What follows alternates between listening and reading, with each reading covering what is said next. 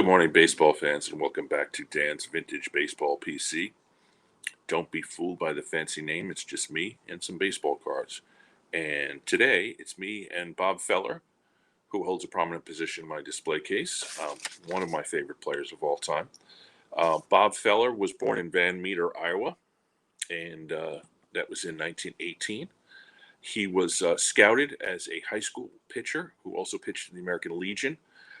He was signed at the age of 16 by the Indians and made his debut in July of 1936 as a 17-year-old pitcher. He was a phenom. In 1937, he appeared on the front of Time magazine. And in 1937, his high school graduation was broadcast nationally on NBC Radio. Bob Feller pitched a season in the major leagues before he graduated high school. So in 37, he had a little bit of an injury, so he didn't pitch the full season. But beginning in 1938, he became one of the most dominant pitchers in the major leagues. 39, 40, and 41 are three of the best pitching seasons in that era, and maybe even well in Major League Baseball history. 1940, indeed, he won 27 games, 2.61 ERA, and 261 strikeouts, which won the pitching Triple Crown. On December 9th, 1941, Bob Feller enlisted in the Navy. He was the first pro athlete to enlist in the armed services, December 9th, 1941 being 2 days after D-Day. He was sent to the naval station in the Great Lakes, where he stayed for a couple of years, but he was in battle. He was on the USS Alabama as the CPO, Chief Petty Officer, and he was in the Navy in the Pacific Arena for 3 years, and spent a significant amount of time on the USS Alabama was an escort for battleships, so he was actually in battle. I don't think he got any medals, but he got a bunch of ribbons and stars. And when he came back in 1945, he was discharged in the middle of the summer and pitched part of the season. So Bob Feller missed 3.5 or maybe 3 3/4 seasons of his career, literally in the middle of his prime. He was the best pitcher in baseball when he enlisted in the armed services. So if you look at his total number of wins, 266, you figure those 3 3/4 seasons, he would have been well over 300 victories for his career. When he came back, he had an historical season in 1946. If you look at all the black ink there, the biggest one is the 348 strikeouts, which was a major league record up until it was broken by Sandy Koufax in the 1960s. Feller pitched for the Indians for his entire career, 18 seasons. In 1948, the Indians won the World Series. They were integrated with Larry Doby in 1947 and later on Satchel Paige in 1948. Bob Feller was in the forefront of being the players who welcomed in players of color. Indeed, in the 1940s, Bob Feller led the barnstorming crew of players that went and played exhibition games, often against Negro League players. So Bob Feller actually has, not only as a baseball player, but as a human being, quite a historical background. He lived a long time, as you can see, passed away at the age of 92 in 2010. Feller has sort of a mixed history with baseball cards. This is my flagship collection. As you can see, the first card is the 1948 Bowman. As I said before, I've had the complete set in SGC slabs, and that'll be a future episode.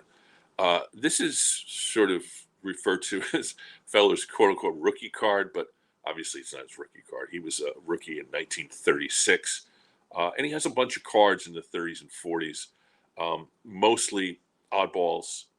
He's in that 38 Gowdy big-headed set.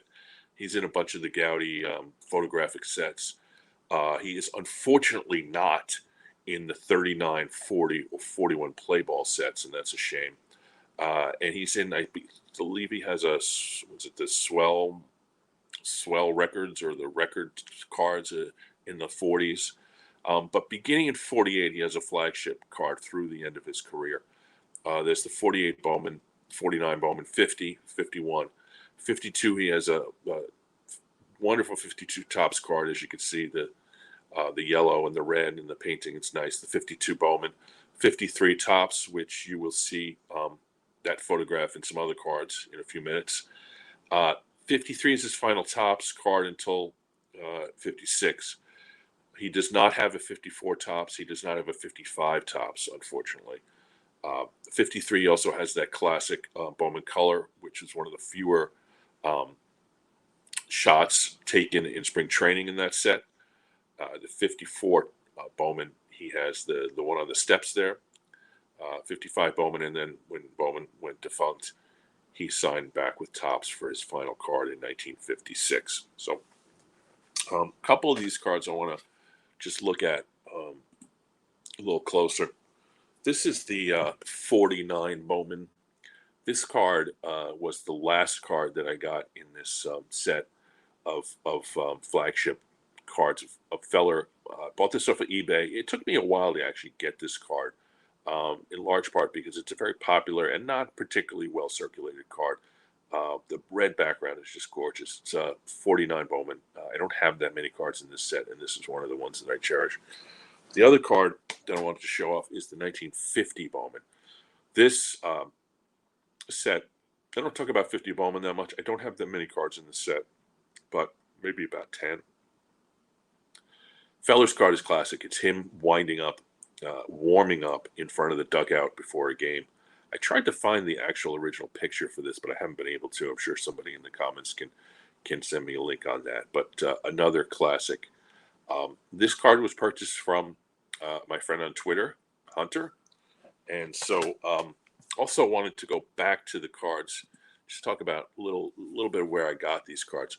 The 48 I bought in a card shop in Newport, Rhode Island.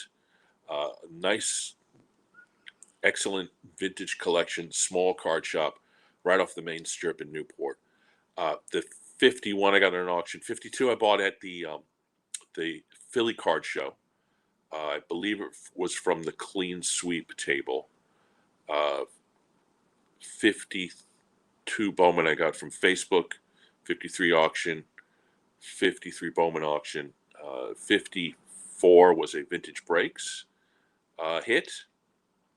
And then the other two are cards I believe I got off of eBay. But that's a nice little way of collecting, is to have a bunch of different sources. So I don't have many Feller oddballs, but the two that I have are really cool cards.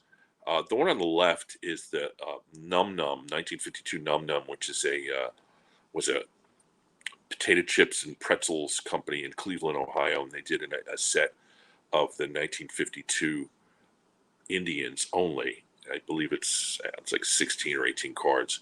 That one I've talked about before online in the chat with 53 Bowman YouTube channel a few weeks ago.